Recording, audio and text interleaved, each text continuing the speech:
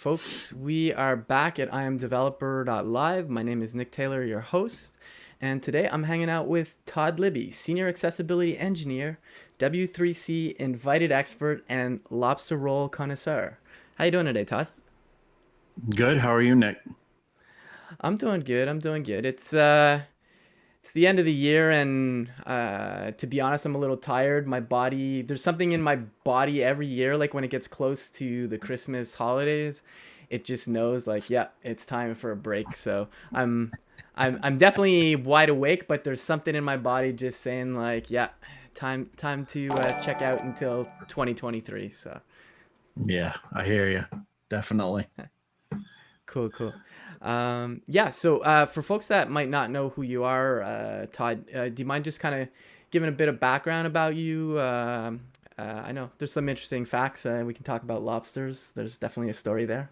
So Yeah, I am a senior accessibility engineer. I've been doing this for over 20 years. Like I'm going in my 24th year. okay. So you can tell by the gray hair, I've been around a while, long in the tooth. Originally from Maine, so there explains the love for lobster. And now I'm living in Phoenix, Arizona. A little difficult to find lobster out here, but I have found it. There's a place I go to in Scottsdale that has amazing lobster rolls. So it's like being Okay. it's like being at home. But yeah, I've been a programmer slash developer, I guess you could say, for professionally for going on 24 years. Been programming way before that when Commodore 64s were roaming the range. That was one of my first computers was a Commodore 64. And Okay. I had a blast just writing BASIC on it. So yeah. Yeah, no, yeah, I remember I didn't own a Commodore 64. We had my first computer was a VIC-20, which was from Commodore or whatever I'm pretty sure Commodore was the parent company.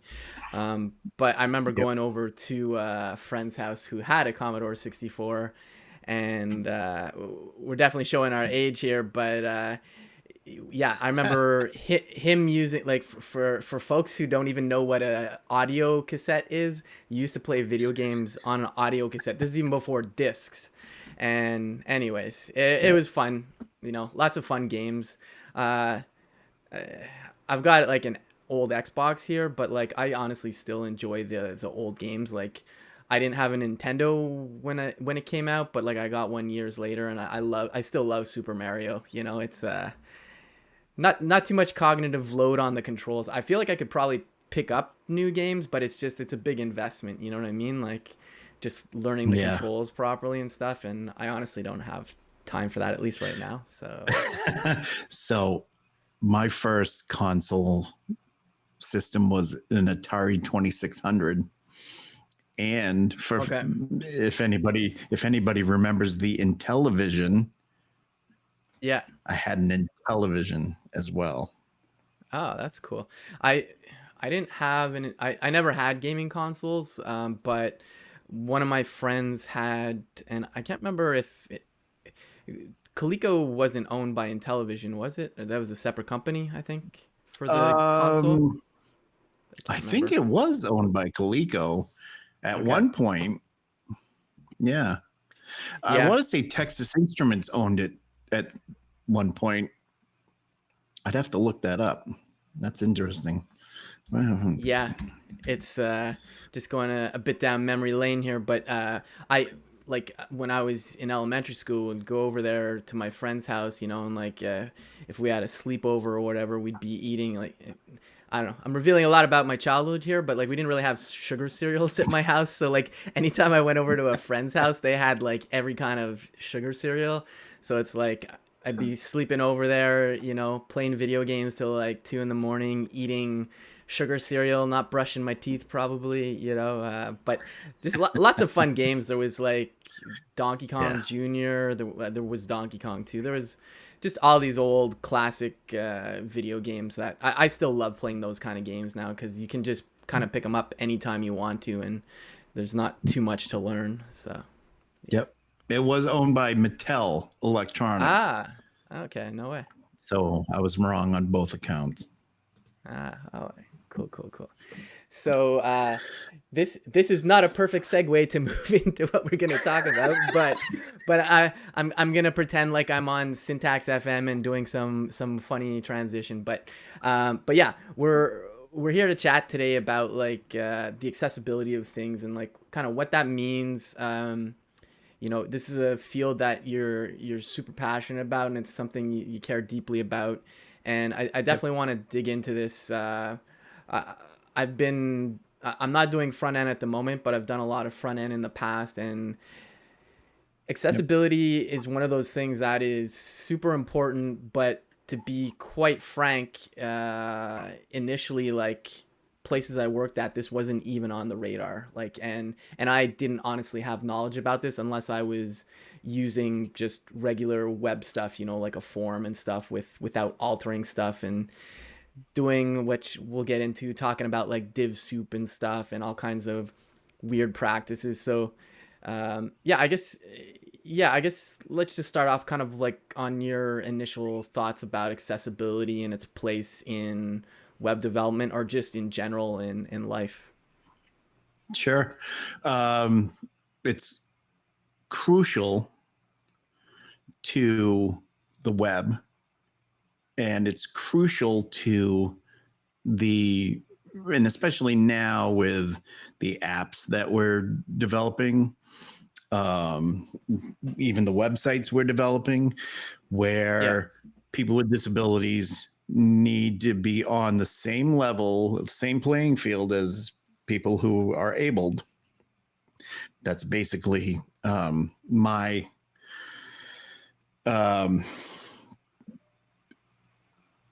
what am I, the word I'm looking for just escaped me, but we need to have a level playing field for people with disabilities and people that do not have disabilities, Hmm. because the web wasn't made for just a certain group of people. It was made for everybody Yeah. regardless of ability. So Yeah. No, for sure. And so like I guess because you've been in the industry for a while now, like well, I guess first, like what got you into accessibility or even like maybe web development or programming, like I guess kind of backpedal a bit to get to how you got into accessibility. yeah, I started programming when I was 9, and we were using um, well, it was a VIC 20 in school in 5th grade, right around 5th grade, Okay. maybe after that, but it was really, it was a long time ago. And I really like, so I saw, if anybody remembers Oregon Trail, I saw Yeah, the that video game. running. Yeah, I saw that running on a VIC 20, and I went, how does that do that? How does that TV make that, have a game on there? And I just Hmm. went from there. Um, Okay.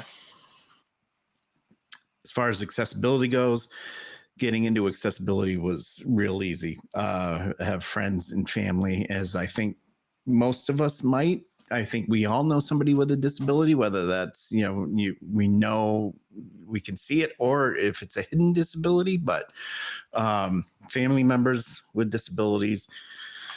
And the look of frustration and that look of they're ready to give up on something that is not accessible to them, because it's accessibility wasn't in mind when that certain thing was developed, or when that website was built. Okay. um so Gotcha. yeah.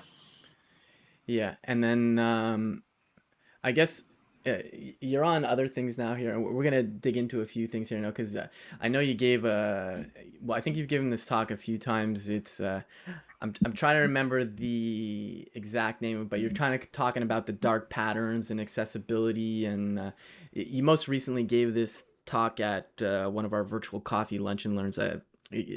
Apologies for not remembering the title, but what was it called again? It was Deceptive patterns and fasts.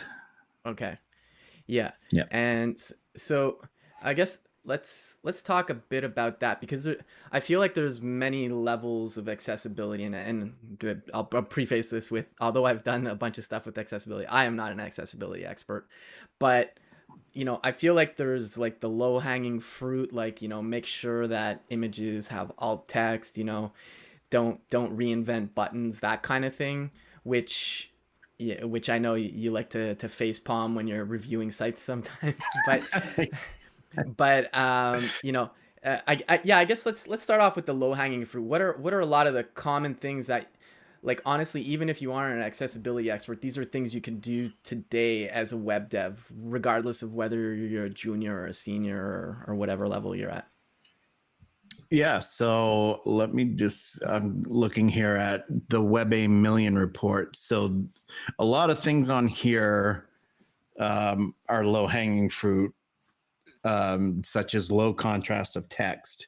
So when text doesn't stand out against a certain background color, that's low hanging fruit. Okay. Like you said, missing alt text for images. That's a big one. We see people in accessibility all the time on Twitter. Hey, remember your alt text on your image so that people with screen readers can understand what that image is conveying. Yeah. So they understand the context of the tweet. And then you have like missing form input labels and empty buttons, empty links.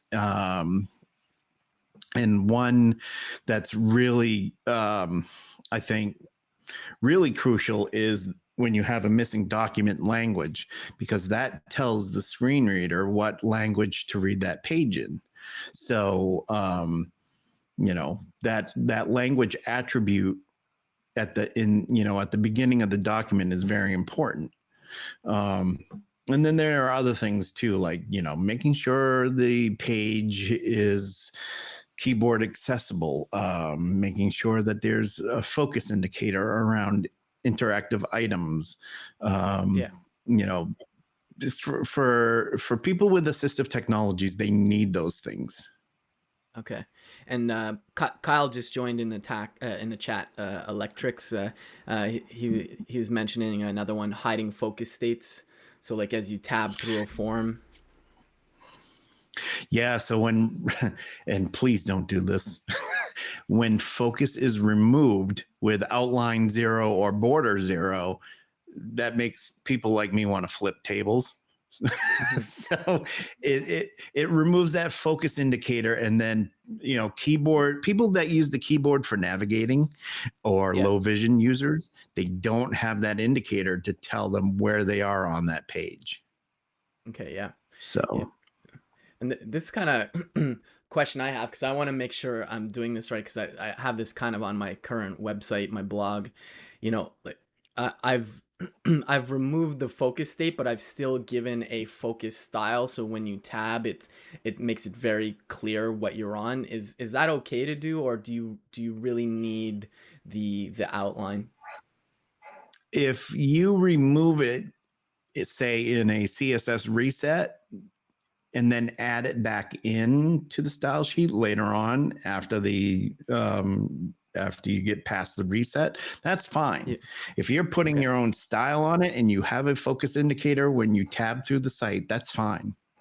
Okay, cool. Yeah.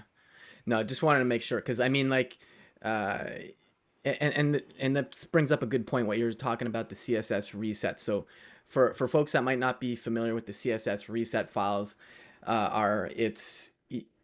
browsers have differences in default styles, and I think the first one was by Eric Meyer, Modern Reset, CSS Reset, or I forget what it was called. He had his reset. Yeah, he had his reset, and I don't think that was the first one though. I think there was one that was before that, and I want to say it was I can't remember now. but I'm pretty sure there was one before his reset. Okay. But Yeah. anyways, yeah, they remove all the default. What a CSS reset does is it removes all the default settings from the browser as far as styling goes, and then you put it in later in the file, in your Mhm. CSS file. Yeah, the one I'm using these days, because I didn't design my website, I've tweaked it, but I took my site's built with 11D, and I'm using Andy Bell's Hylia template, and I've Yep. modified it over time to make it my own, but I definitely attribute it to him. Yep. But he has a really good CSS reset that um, I when I worked at Dev2, I added it in there. I forget the name of it, but if you just Google Andy Bell CSS reset, there we go. Thanks. Got Kyle, my moderator in the chat today, helping me out here. But yeah, I like this modern CSS reset. I Yeah. know Josh W. Como, who's pretty well known for CSS. He has one as well, and I think there's some Next.js specific stuff in there too for styling, because his blog is in Next.js. But there's definitely no shortage of them. But again, to your point, yeah, like it's okay to have those things, but if you do strip stuff, you better put it back in terms of anything accessible. Um, okay, cool. Yeah. Um, Yeah. Because CSS does have an effect on accessibility. yeah, and I guess another thing, like when we talk about the screen reader, so like when we're talking about, like, say I don't know, I make up my own button, like I created for whatever reason, and you can even see this on in the Twitter code, like just there's div, and I'm assuming they're using CSS and JS library and something else. I don't know what's going on in there, but when you have Yeah. those buttons that you make instead of using a native button, um, what kind of happens in a screen reader when something like that happens? Like from a sighted person that's using their mouse, they can still click on it. Maybe it's keyboard navigatable, but like there's other stuff that's missing. Like there's a lot of stuff baked into a native button. So like kind of what would that experience be like? I know we can't show this live right now because we don't, because it would probably disrupt the stream. But like, what's the kind of flow that happens if you don't really have a real button and you're in a screen reader? So a lot of times I will see a div as a button, and divs aren't semantic and they have no semantic meaning. So, what happens? Yeah, I guess it all depends on, do you have the type equals button that goes along with the button element? I've seen divs with type equals button, and that doesn't work. Yeah. You have you have to have an accessible name with the button, or you should. It will cause see, when the screen reader reads it, if it's a div that's acting like a button, it's not going to tell the user it's a button. It's Hmm. not even going to say anything unless Okay. you have a role equals button. But Okay. then you're using ARIA, and first rule of ARIA Fight Club: don't use ARIA unless you really, really need to. Yeah. Yeah. So I guess, yeah, like you said, so the general rule is like obviously use a native button in this case, because it's kind of funny why, like, I'm just trying to figure why people use divs. I imagine it's because they thought they could style things better, because otherwise, like the button is perfectly fine, and you can even style a Yeah, button these days anyways. Like maybe, I don't know. I know like styling of form inputs has changed over there. Like there's still issues with like styling a select, but I yeah, think for buttons you've been able to style them for quite a while now properly. So yeah, I kind of wonder yeah, why people reach for a div. And I, to be honest, I did this initially too, at some point yeah, in my career. Being a little yeah, more ignorant at the time. yep. Um, Same here. yeah. Yeah, I'm just kind of wondering why, like, I don't even remember why I did it instead of just taking a button, honestly. I think it was the way that we were taught. And now, when you see it now, I think it's frameworks and libraries don't have native HTML controls, Okay. or in a lot of cases, when I look at code, I don't know what they could have been thinking. I think it all comes back to a lack of education, because it's not, we're seeing it more now, but there has been a lack of education as far as accessibility goes online. Yeah. I mean, we're seeing it more with Marcy Sutton's course. The W3C has a course through edX. Web.dev has a course through Udacity. There's a few Okay. courses out there now that do teach accessibility. Sarah Soydan's coming out with one soon, and Oh, yeah, that's right. Terry Fisher has one on the web dev site as well. So Okay. Yeah. I wonder too, and because like I know I've spoken to a lot of folks that are either career changers, and a lot of them have done boot camps, and I I don't mean this in the way to knock boot camps, but like it's it's a condensed course, you know, like there's so much that they try to teach you in such a limited time, and there's stuff that you don't even hit. I can definitely speak to, like, because I volunteer at the Collab Lab, which is a great program if you're looking to get into web dev, and we do have you know, we talk about accessibility and stuff, and I believe you know them, but EJ Mason, I used to work with them at Netlify. EJ helps volunteer there too, and has led some of that accessibility initiative. So, but from what I've heard generally from boot camps, and I am generalizing here because you know, I'm sure maybe there are some that do these things, but you know, it's really, the boot camps are constructed to try and get you a job as quickly as possible, from what I've seen. Yep.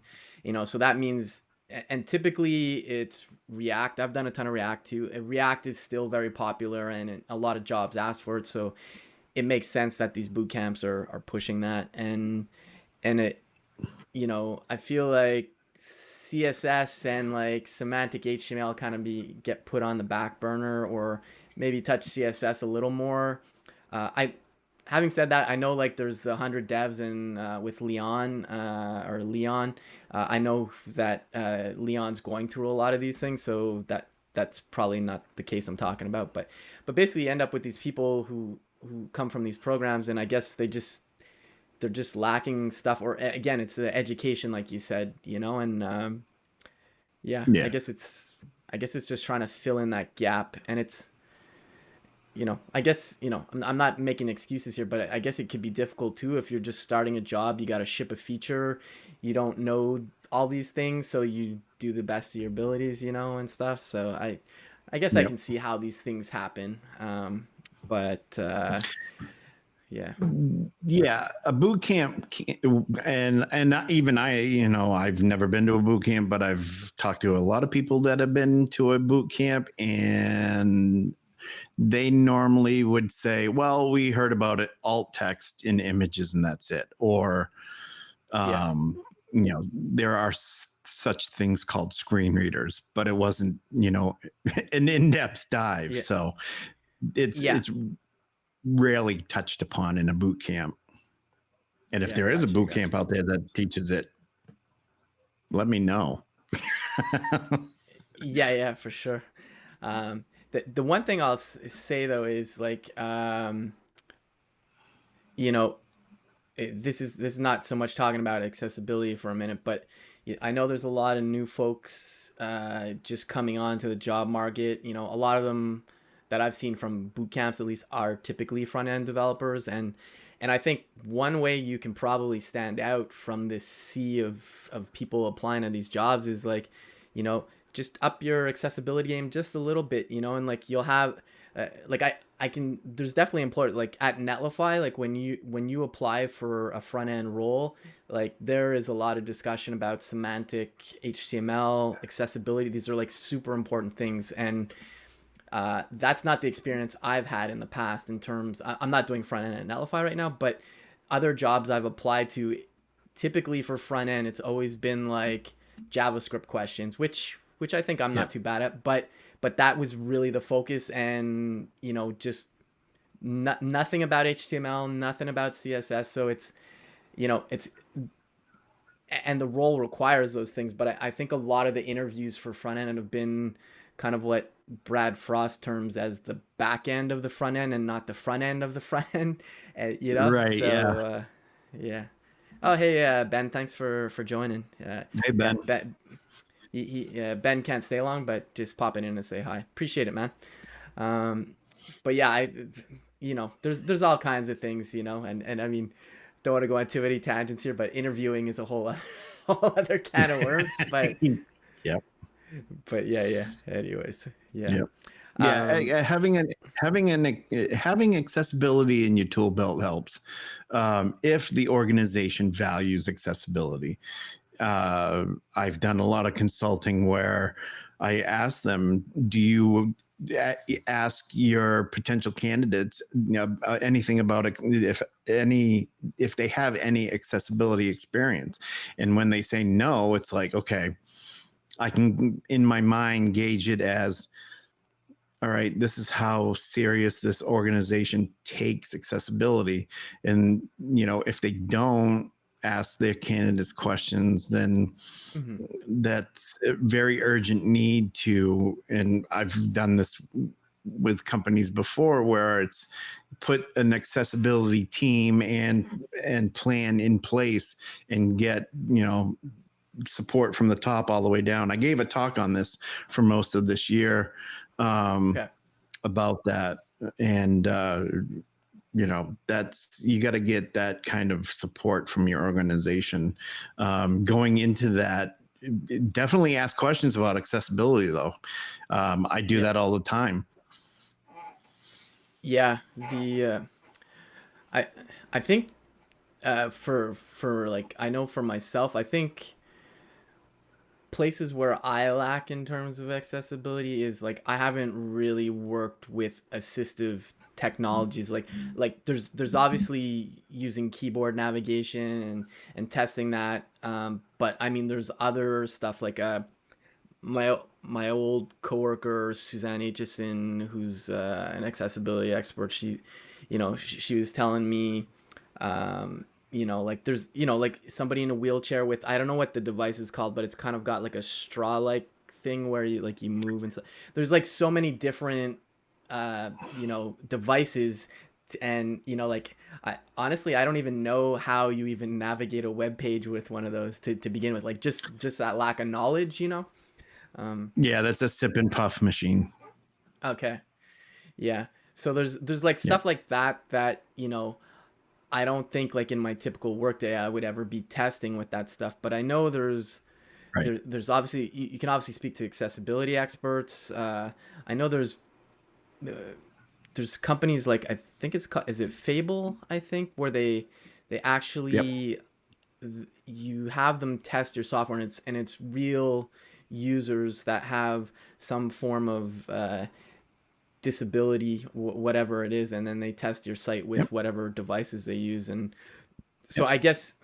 I guess the flow really like, you do your best effort as a web dev, like, okay, I'm writing semantic markup, making sure it's keyboard navigatable, probably test with the screen reader, like on Mac you're using voiceover, or there's others I know, but then from there, Yep. is it really just like, for yourself, for example, is there anything else you would do as a web dev before saying like maybe now it's time to get somebody like Fable to continue the testing? Or Yeah, I use a website called Assistive Labs. So I can okay, throw that in the chat here. okay, Um, what it is it gives you a virtual screen reader and that is NVDA, which Okay. is works on Windows. That one is free. Mm-hmm. I use that in assistive labs. And there's also another screen reader called JAWS, but that's $1,000. And Okay, usually I didn't know that. corporations, Okay. usually corporations have that one because they can Okay. afford it. There's a Linux one called Orca, and I know there's a couple others on Linux as well. But yeah, as a sighted user, I can only do so much with a screen reader. Blind Yeah. users, like if you watch Leonie Watson, Mm-hmm. if she's doing a demo with a screen reader, it's amazing because one, she's reading like 5-6 times normal speed. I Okay. can't keep up with it. So um, there's only so much I can do as far as automatic testing, manual testing, screen reader Mm-hmm. testing, and then yeah, I would hand it off to a company like Fable, or there's a few other companies out there.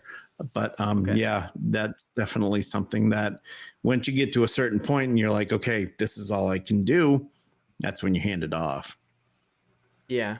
Yeah. And it's you were speaking about corporations there for a second. So like you were saying, Jaws costs a chunk of change. Um, just bringing up like Domino's. It's the only one that I know of that stands out that I can think of. But Domino's was sued because their website wasn't accessible. So I don't know how many millions they had to pay, but you know it's a right, like you always say. But in terms of like definitely government sites, it's required for sure, because otherwise you're not providing, people aren't able to have service for certain things. But in the case of like a Yes. company, it's like, I and there could be various reasons. Maybe Domino's just didn't care. I don't really know how it got to where it did, but I guess So that one, that one, that I, from what I've gathered, they didn't feel like they were in the wrong. Okay. So they could have spent $38,000 internally to fix everything and it would have been all right. They wouldn't have had to gone to court, but they wanted to Okay. drag it out, do appeal after appeal, and then it cost them 7 figures, basically, was from what I heard, um, was the damage, and they still lost. So, Okay. I mean, and then you've had other corporations like Target, Bank of America, um, that have been sued as well, Okay. because it's very popular now to sue a corporation or a company because they're not accessible or Okay. they have an overlay. Yeah, I was gonna bring that up in a second, because I know you have opinions about that. But yes, but like getting back to your point about the corporation, so it's like, go spend that $1,000 on Jaws or whatever you need to, because long term, it's you're like, even if you don't care about accessibility from a business standpoint, it just makes sense. Like if you forget any kind of human aspect for a sec, I'm not saying that you should forget humans, but it's like, or even your bottom line, like, hey, you know uh, having more customers because your site's more accessible means more profit. So if that's what you got to tell Mr. Grinch, the CEO, I mean, and they only think in numbers, maybe not the best motivation, but at least it gets the job done. So It does get the job done, and I've several times have done this with CEOs and presidents of companies where once I mention, oh well, there's you know something like I think I can't remember off the top of my head, but I think it was like $560 million in this country in disposable income from people okay. with disabilities. That was only visual impairments. Their Okay. ears perk up really quick. They're like, oh Yeah. really? Yeah. There's worldwide, if your company sends stuff all over the world, that's, I think, the number I saw was $1 or $2 billion in disposable income from people Okay. with disabilities. So there's a lot of money people with disabilities want to spend, but companies don't understand this for whatever reason. Yeah. Okay. Gotcha. Yeah. Yeah. Um, but yeah, you mentioned overlays before I did, but I guess, I guess first, for folks that might not be familiar with what this is, can you kind of just explain briefly what an overlay is and why is it bad, basically? So an overlay, if you've been to a website and they've had the little icon of the accessibility guy with his arm stretched out and the legs stretched out, it's a blue icon, circular icon. Mm-hmm.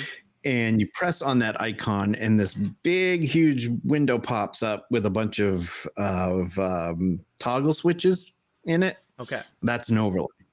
So you have your companies like Accessibility, Userway, and EqualWeb, for starters, who make these overlays. What they are pitched to do is to help make your website accessible 100% and 100% ADA accessible, which that's not true. You can't make your website 100% ADA accessible because the ADA does not cover websites in its entirety. And it's pretty impossible unless you have a static HTML site that your website's 100% accessible.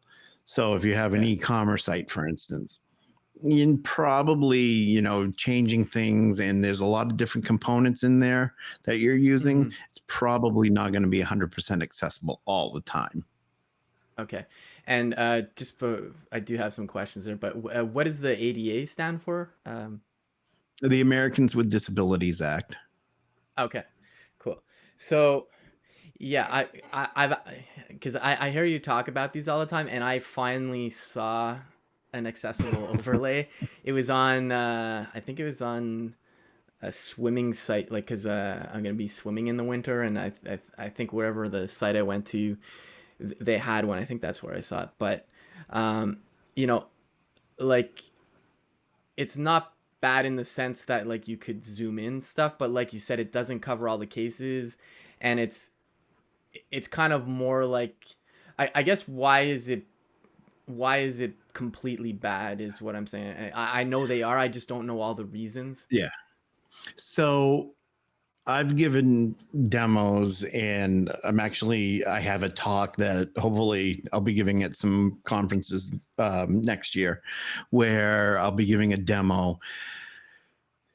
Basically what these do are they put up more barriers than they do take down barriers for people with disabilities. Okay. I've shown, at a few conferences, I've shown a room full of people these overlays, and they're like, that's it. They don't see where it's working. If somebody has, for instance, if somebody has a ADHD, for example, Okay. so they don't remove barriers like they say they do. And there's also privacy concerns with these overlays. And the privacy concerns I haven't read much into, but they are there. Okay, gotcha. Yeah. Okay. So it really does seem like it's like a band-aid kind of solution. Like It's that's not even that. covering the whole cut. Right. Yeah, exactly. No, and you're right. It's a company that's unaware of these things that they're bad. They don't know. They lack that education. So they say, oh, this will fix our accessibility issues and we won't have to spend money working on them. Well, they're going to make things worse, actually. So Okay, gotcha. there's that. Yeah, yeah.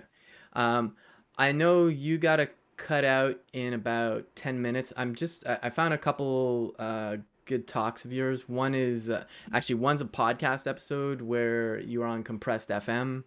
Yep. Why you should be focusing on accessibility now. I just dropped a link to that. And also there's another video. I'm not positive. I think this. Oh, it's from Code on the Beach, making a strong Yes. case for accessibility. So I dropped those two, folks. Highly encourage you to check those out. Um, I guess getting back to the more one of the more recent talks you gave there, the one about like deceptive patterns and stuff. Like, what Mm-hmm.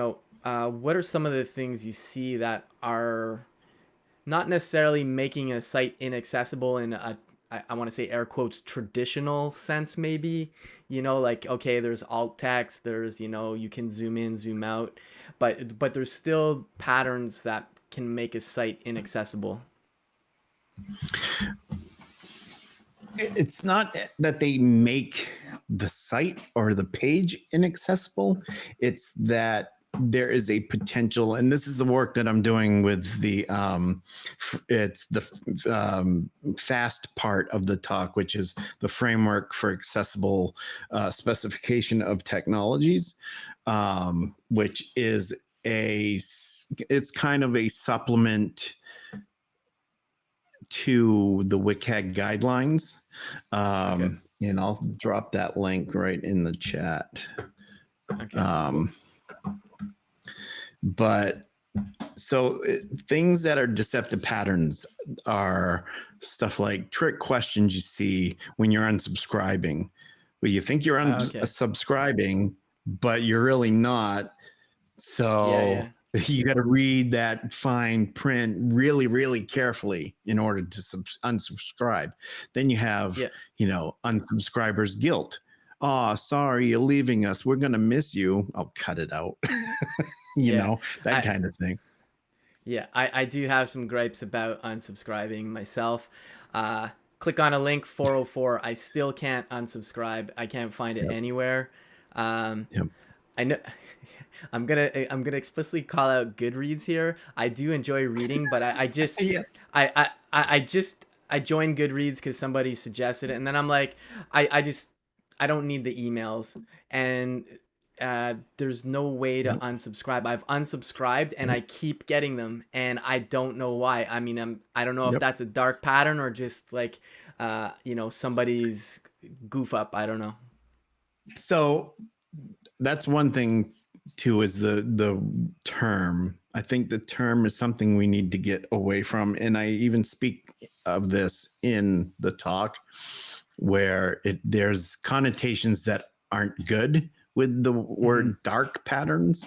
So Okay. Oh, thank you for calling that out. Sorry. no, I don't want to. I'm not trying to put you on the spot, but I think deceptive patterns fits better because it's more. They're trying to, whether intentional or not, they're trying to trick you into doing something that you don't want to do. Like, you want to unsubscribe, but then, like with Goodreads, like you said, I had the same email sent to me from Goodreads. I had the same thing happen to me with MacKeeper. And I Okay. don't even know which product that I used of theirs, but I stopped using Yeah. it. And that was like Yeah. 3 years ago or so. So, Yeah. it's stuff like that. It's stuff like it's stuff like asking somebody for geolocation on their phone when they don't want to give it to you. That kind of a Okay. Okay. thing. Okay. So Yeah. Yeah. it's if people go check out that link that I dropped, it explains in the top part. There's a lot of work still left to be done. I mean, there's a lot of empty space there, but basically it explains things that I talk about in my talk, where it's just we're trying to, one of the main things is to reduce harm on the web, whether it's Yeah. wording, certain wording, or the way something is done that could potentially cause harm, whether intentional or not, is basically the root of my work with deceptive patterns. Okay. Gotcha. Gotcha. Yeah. And then there's the other. I'm just gonna mention one more unsubscription thing because these are things because you brought it up. But like, there's the like I want to unsubscribe, but it's email preferences. I don't want to update my email preferences. I just don't want anything to do with email. So it's Yep. I normally don't call out companies and stuff, but I don't know. It's just like I've been finding those frustrating because it means they still have tabs on you, and I don't even want anything to do with it now. So it's Right. anyways. No, But you're yeah. absolutely right. It's these kinds of things that companies should be held accountable for.